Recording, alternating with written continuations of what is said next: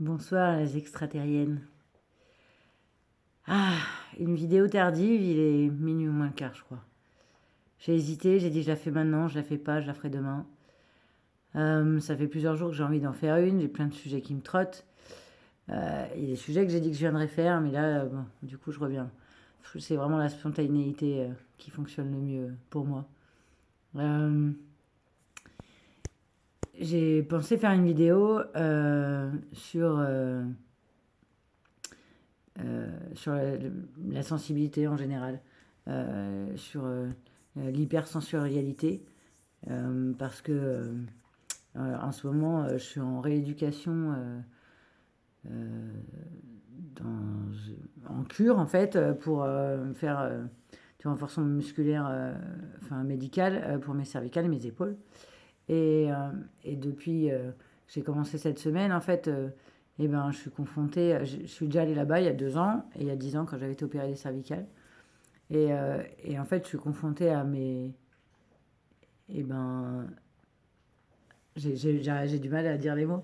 À ma, c'est tellement banalisé ce mot que j'arrive même plus à le dire. À mon hypersensibilité, en fait.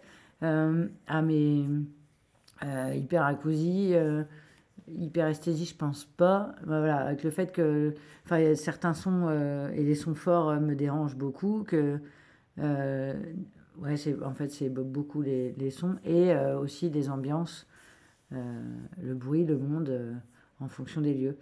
Quand je suis arrivée là-bas pour le premier rendez-vous avec le médecin, bah, j'ai pleuré en partant parce qu'en fait, j'ai réalisé qu'il y avait trop de monde.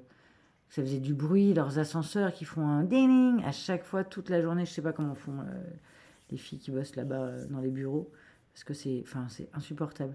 Et j'ai des petites choses merveilleuses qui s'appellent, enfin ça s'appelle pas, c'est des oreillettes, mais la marque c'est Loop. Euh, je voulais faire une vidéo là-dessus, longue pour bien expliquer et tout, et en fait, je pense que j'y reviendrai une autre fois encore. Je dis souvent ça, j'ai l'impression. Parce que là, je viens appeler plein d'émotions parce que je sors d'un spectacle qui s'appelle Niquer la fatalité. Euh, et je me rends compte que j'ai commencé la vidéo sans aller chercher pour pouvoir donner des noms, des explications. Donc je mettrai dans la description.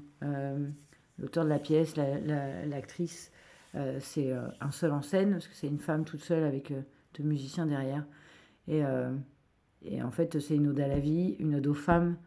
Euh, et, euh, Et depuis 2, 3 jours, en fait, je suis confrontée à ça, à ce que ça me fait à moi et à la colère dans laquelle ça me met et je suis euh, par rapport à la position de la femme et qu'on est la moitié de la population et que c'est plus possible en fait d'avoir été traité comme ça depuis des siècles et de l'être encore aujourd'hui. Et c'est toutes ces inégalités, le sujet paraît banalisé parce que comme si on en parlait partout et qu'il n'y avait que ça. Mais bien sûr, mais enfin, on n'en parle pas assez en fait, vraiment. On n'en parle pas assez. Moi, ce spectacle ce soir, 1h45, j'ai pleuré pratiquement tout le long. Elle parle de tout, elle parle des règles, elle parle des mariages forcés, elle parle du viol. En fait, c'est autobiographique et en même temps d'une féministe. J'ai que le prénom qui s'appelle Gisèle. Je suis désolée, j'ai vraiment un souci, je ne retiens pas les prénoms et les noms de famille. J'ai beaucoup de mal à de les avoir entendus et répétés ou lus surtout plusieurs fois. Et là, je ne l'ai pas lu du tout, la pièce, le résumé de la pièce. Donc en fait, j'ai pas les noms comme j'avais eu quand j'avais vu Il n'y a pas de hasard. Et donc je mettrai en descriptif et ben, tout ce qui concerne cette pièce qui est une merveille de tout en fait. C'est enfin waouh, waouh le boulot, waouh les propos.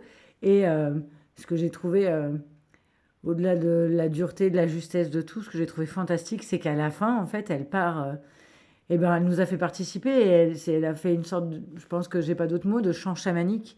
Et moi qui suis en train de me reconnecter à la part sorcière et qui entend plein de messages depuis 48 heures de toutes sortes sur le fait que toutes les femmes, on porte en nous ces sorcières, ces femmes brûlées pour avoir été des sorcières ou pour avoir guéri, pour toutes ces raisons-là.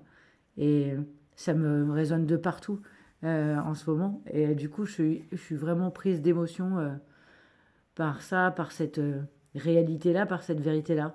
Et moi qui voulais parler de sensibilité, ben, ma sensibilité, elle est là, en fait, dans tout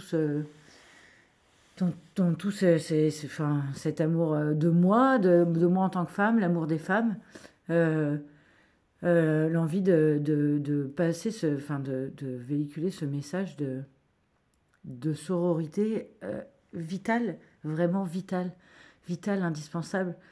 Euh, En fait, j'avais rendez-vous chez ma gynéco aujourd'hui. Et ben, j'ai pleuré. Parce qu'elle m'a tout expliqué. Hum, alors, j'y suis allée pour, voilà, pour un polype, en fait, donc quelque chose de pas grave de trouver. Mais comme j'avais pas compris l'examen qu'on m'avait fait avant, elle m'a tout expliqué avec un dessin très simpliste du col de l'utérus, des ovaires, des trompes. Et elle m'a tout décrit.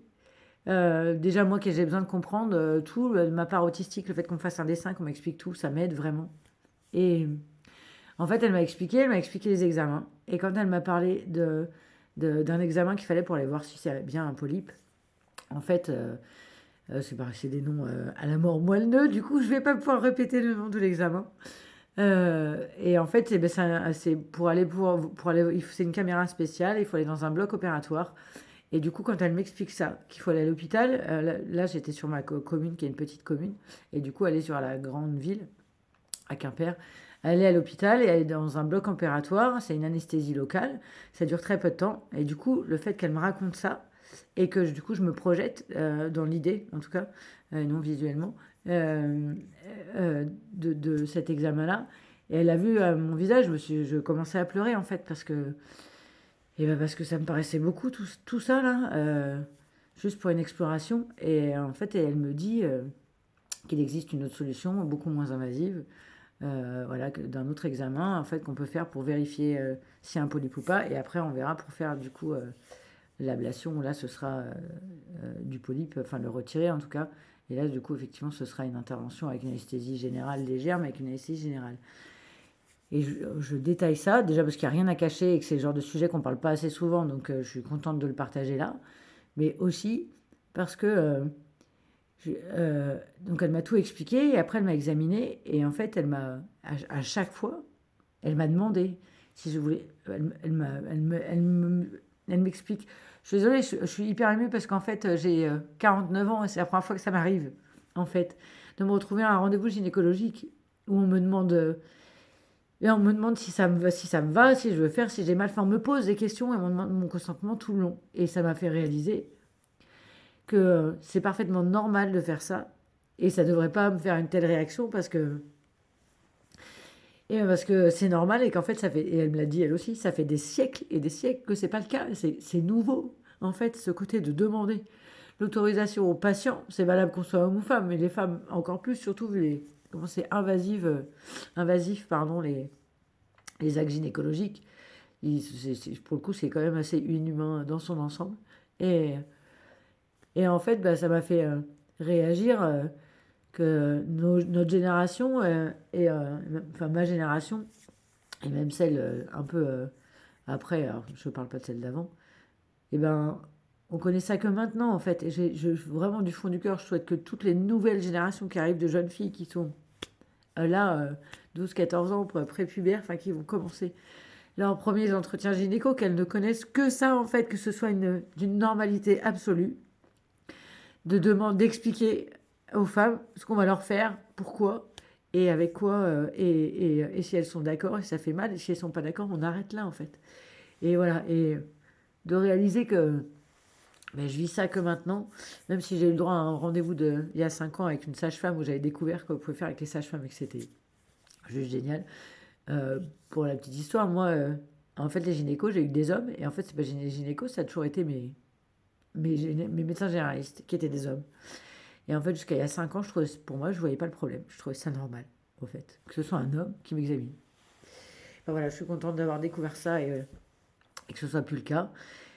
Et pour finir sur une petite note positive que j'ai très envie de me moucher, bah voilà, je souhaite vraiment que toutes les filles ne connaissent des examens, entre autres, et du soin à leur personne et à elles-mêmes, que dans la bienveillance, dans le consentement et dans l'amour de soi-même et des autres. Et, euh, et je veux y croire, et j'y crois que le coup, pardon, que ce monde va vers ça vraiment.